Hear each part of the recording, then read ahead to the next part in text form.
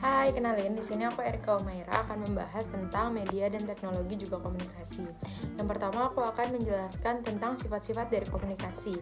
Yang pertama, komunikasi itu bersifat konsumtif, bersifat konstekstual, bersifat beragam, dan komunikasi itu bersifat tidak lengkap. Komunikasi sendiri adalah sebuah hasil dari interaksi sosial yang terjadi di masyarakat. Nah, titik penentu dari komunikasi sendiri adalah ditemukannya bahasa sebagai alat interaksi tercanggih dari manusia, terus berkembangnya seni tulisan dan berkembangnya kemampuan bicara manusia menggunakan bahasa. Lalu berkembangnya reproduksi kata-kata tertulis atau written words dengan menggunakan alat pencetak sehingga memungkinkan terwujudnya komunikasi massa yang sebenarnya. Lalu lahirnya komunikasi elektronik mulai dari telegraf, telepon, radio, televisi hingga satelit. Di masa kini, di mana teknologi sudah sangat-sangat canggih, manusia memiliki beberapa motif dalam menggunakan teknologi atau yang bisa kita kenal sebagai gadget di zaman sekarang. Nah, ada beberapa motif pengguna media sosial. Yang pertama adalah mencari berita tentang peristiwa atau kondisi yang berkaitan dengan lingkungan terdekat. Misalnya kita melihat sumber-sumber informasi, baik dari gosip ataupun berita. Lalu yang kedua adalah mencari bimbingan terkait masalah praktis, pendapatan, dan lain-lain. Terus memuaskan rasa ingin tahu di dalam minat umum, lalu belajar dan mendidik diri sendiri, lalu memperoleh rasa damai melalui perubahan atau penambahan pengetahuan. Nah, identitas pribadi motif dari pengguna media sosial sendiri adalah menemukan penunjang nilai-nilai pribadi, menemukan model perilaku, mengidentifikasi diri dengan nilai-nilai dalam media, dan meningkatkan pemahaman tentang diri sendiri. Nah, di media-media sendiri kita melewati 4 era media. Yang pertama adalah era tulis, yang kedua era media cetak, yang ketiga era media dan telekomunikasi, dan yang keempat era kita sekarang yakni era media komunikasi interaktif, di mana kita bisa berinteraksi melalui media di zaman ini.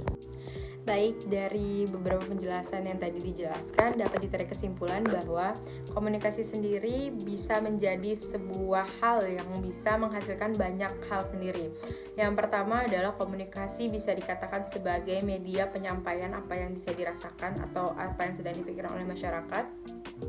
Lalu komunikasi bahkan bisa menghasilkan sebuah informasi, bisa menghasilkan sebuah nilai, dan juga bisa menghasilkan dunia yang seperti tadi disebutkan bahwa teori-teori yang berasal dari hasil dari komunikasi bisa menciptakan sebuah dunia.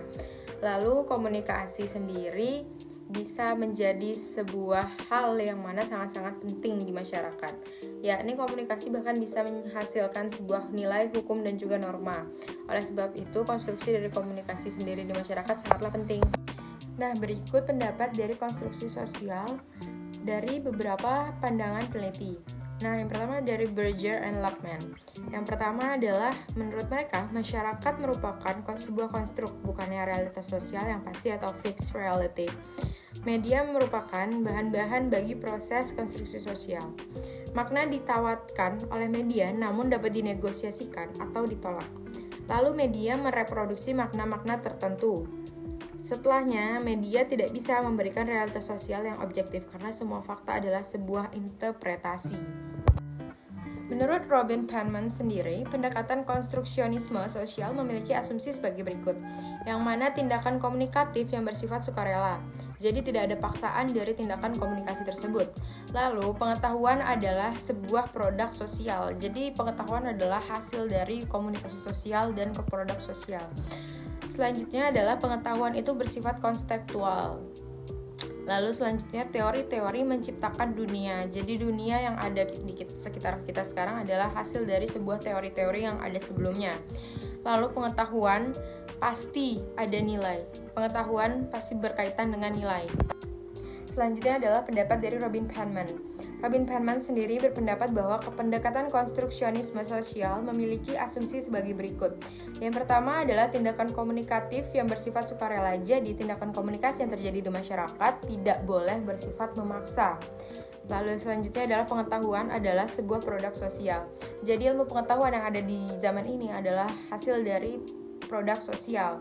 Lalu selanjutnya pengetahuan bersifat konstekstual, teori-teori menciptakan dunia. Jadi dunia yang kita alami dan kita hidup di zaman sekarang ini adalah hasil dari teori-teori yang sebelumnya sudah ada. Lalu yang terakhir adalah pengetahuan syarat dengan nilai. Jadi pengetahuan sangat erat kaitannya dengan nilai yang ada. Bangunan konstruksi sosial yang pertama melalui proses mendefinisikan realitas dan pengetahuan dalam konteks sosial.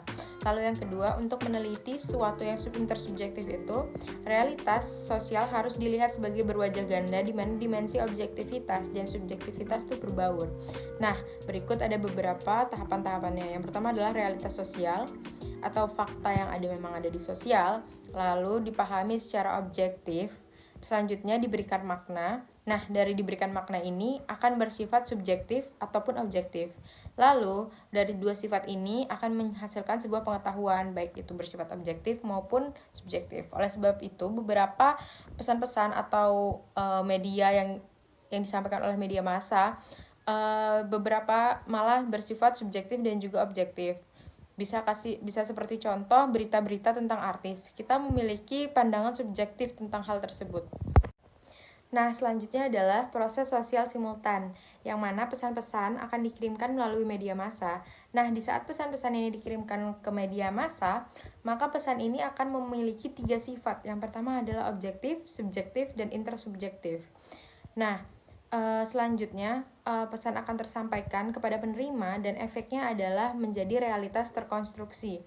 Yang pertama lebih cepat, lebih luas, sebaran merata, membentuk opini massa cenderung terkonstruksi, opini massa cenderung a priori, opini massa cenderung sinis. Jadi beberapa penyampaian pesan yang akan disampaikan melalui media massa akan mengalami beberapa sifat-sifat, yakni objektif, subjektif, dan intersubjektif. Oleh karena itu, beberapa orang yang menerima pesan-pesan dari media massa justru memiliki pandangan-pandangannya pribadi.